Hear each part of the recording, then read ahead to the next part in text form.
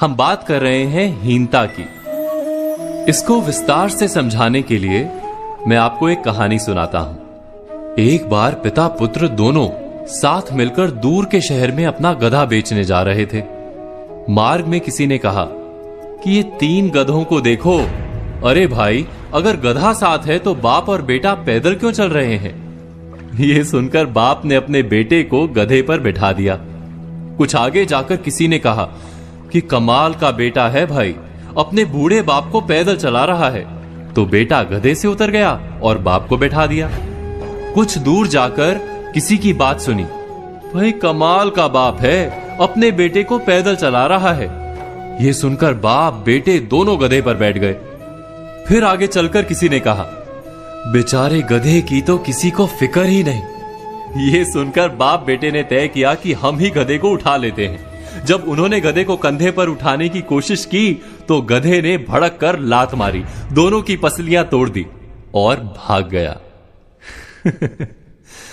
हीन भावना से बंधे लोग क्या ऐसे नहीं जीते? कभी कभी हमारे सारे निर्णय लोगों की धारणाओं पर आधारित होते हैं। हम यही विचार करने में जीवन बिता देते हैं कि समाज क्या कहेगा।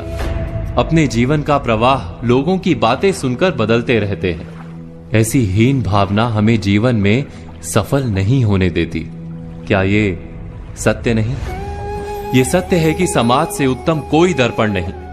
अपने आप का परिचय प्राप्त करने के लिए समाज के दर्पण में पड़ने वाले हमारे प्रतिबिंब को देखना अत्यंत आवश्यक है। किंतु यह भी सत्य है, दर्पण की मर्यादा है कि वो उल्टा चित्र दिखाता है। समाज के दर्पण में दिखने वाले प्रतिबिंब को सीधा करके देखना आवश्यक है। इसका अर्थ क्या होता है?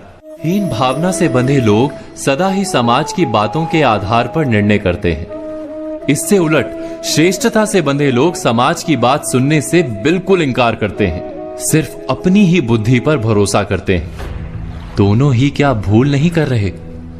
इस भूल का उपाय क्या है? बहुत सरल सा उपाय है। हम जितना समाज के दृष्टिकोण को महत्व देते हैं उतना ही अपने दृष्टिकोण को महत्व दें।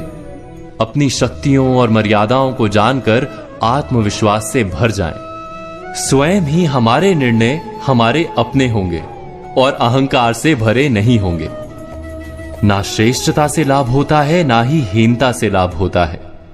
सच्चे आत्मविश्वास से ही जीवन में सुख प्राप्त होता है। इस बात पर मनन, चिंतन, विचार अवश्य कीजिएगा। आज हमने बात की हीनता की, तो आज कही बातों पर विचार कीजिए और कल की प्रतीक्षा कीजिए।